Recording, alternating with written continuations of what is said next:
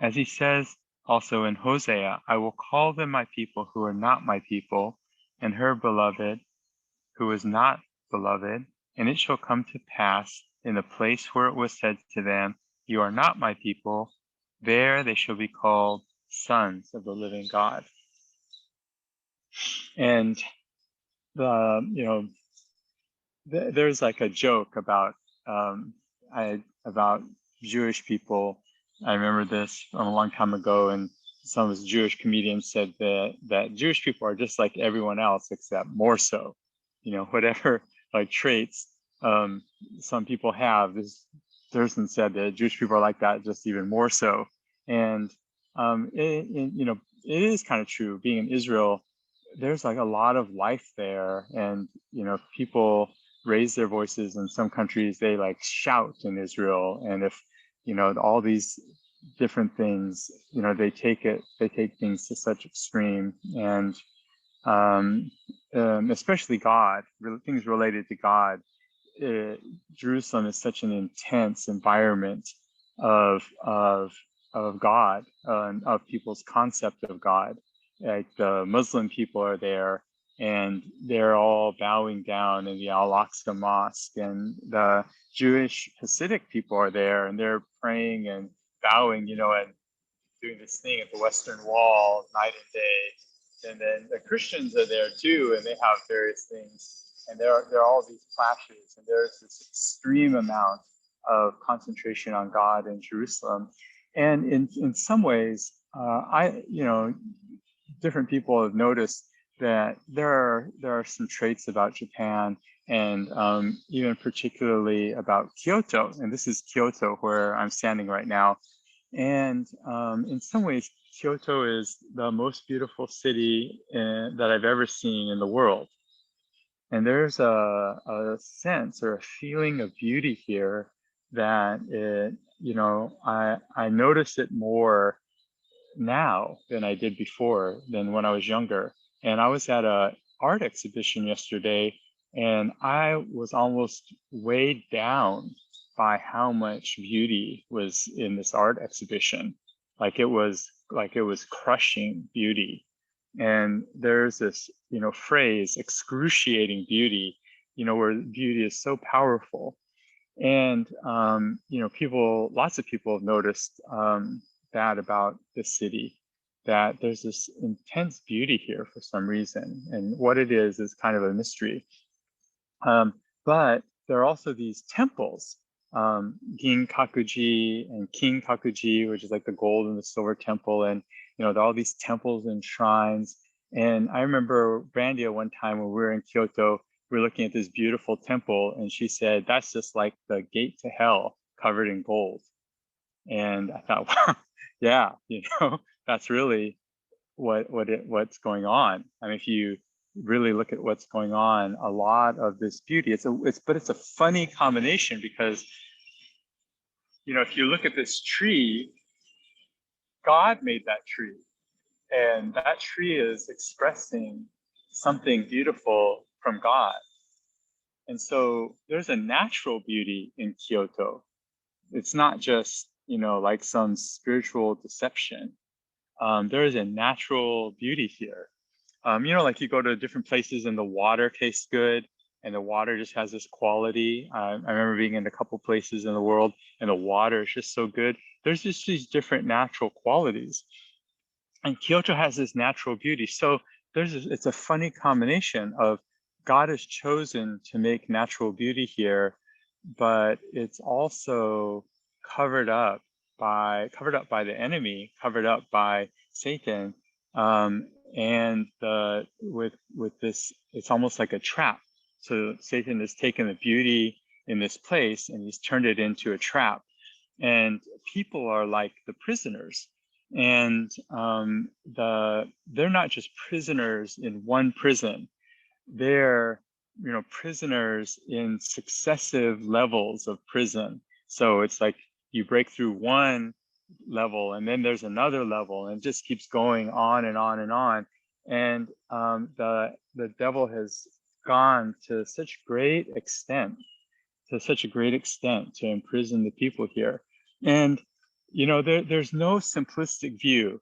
You can't just say, okay, well, I take that back. Ultimately, there's a very simplistic view, and that is the ultimate view.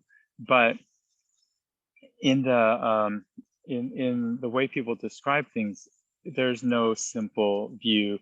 Like, people can't encompass the situation here with just one point of view, because um, there is a stubbornness, and and I'm making an exception for Jesus. So what I'm saying is that ultimately there is a simplistic view, but in the way people describe it, it's not like people are just good and they're just kind and beautiful and they just haven't heard.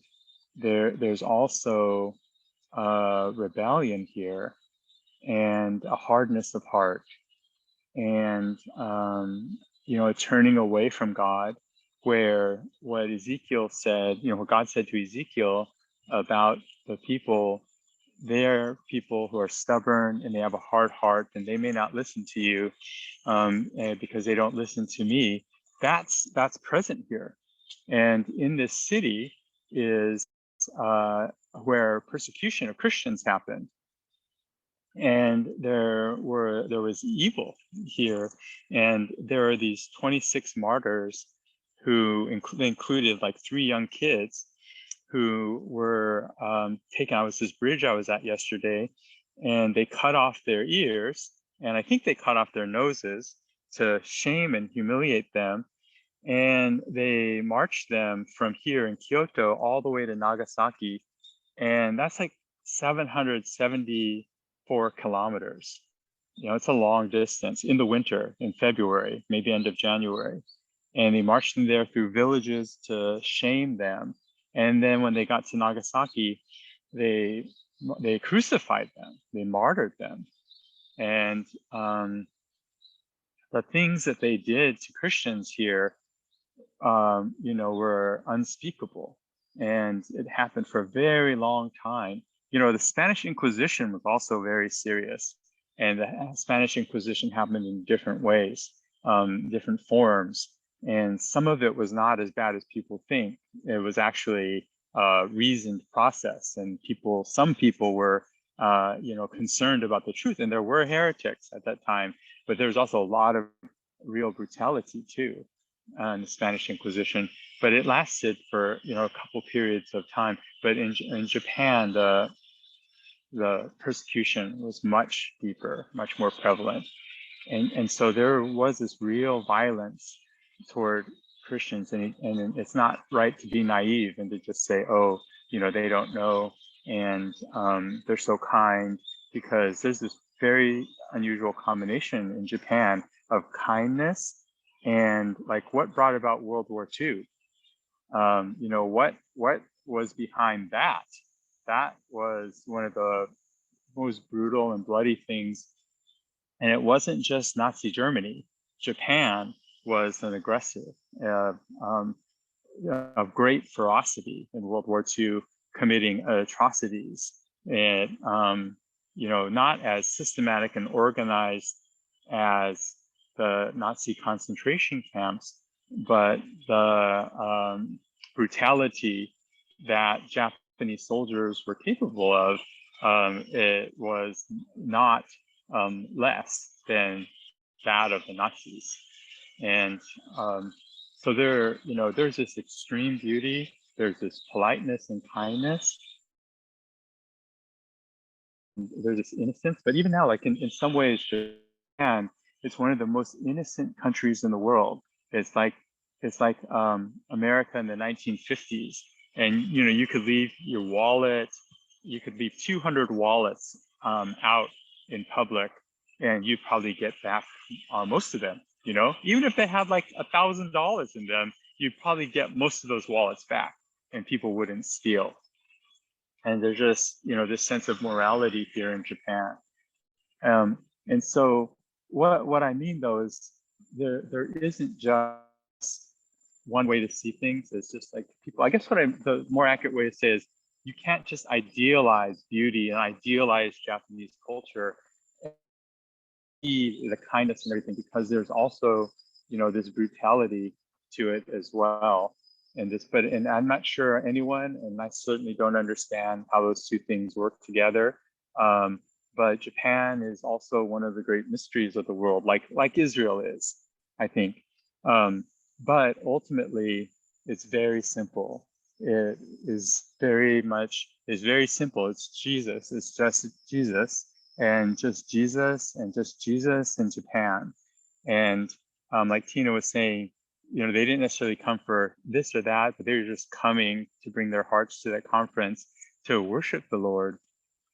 And I think that God is calling us, some of us in some ways, maybe even a part of the whole church, to have some degree of focus on what he's intending to do in Japan, because it's maybe something that God has longed to do and he's wanted to do, like how Jesus has said that about Jerusalem, that he longed to pick them up in his arms. And there is maybe a longing of God to see something completed here. And so even, though it's one particular place, there may be a work or something that God has in mind that is good for all of us to be praying for, and could involve all of us, or most of us, or many of us at different periods of time. And so, ultimately, a lot of these bigger questions are not known by us, but that there is this ultimate simplicity, that it's just Jesus in Japan, and ultimately it is very simple. So.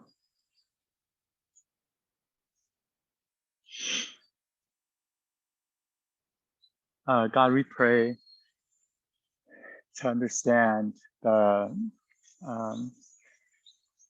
way that you cover this land and every land with your love, and help us to not lose sight of you in the midst of having a blanket of something thrown over us, and help us to, in the middle of trials and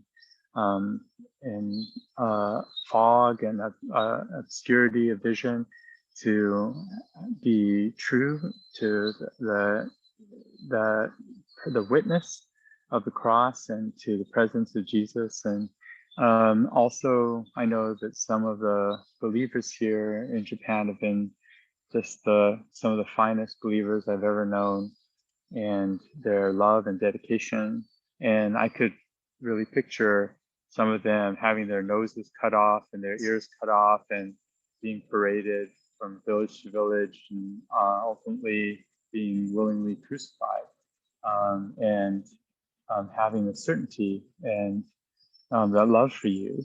So we know that there's great beauty that is approaching the world, that heaven is approaching us, and that Japan is one part of it, and Israel is another part, and all these other countries that we're all from, the United States and Africa and East Asia and Pakistan and Singapore and China, and all these different places are all part of the things that you're doing right now. So we just give you praise and glory, God, in the name of Jesus.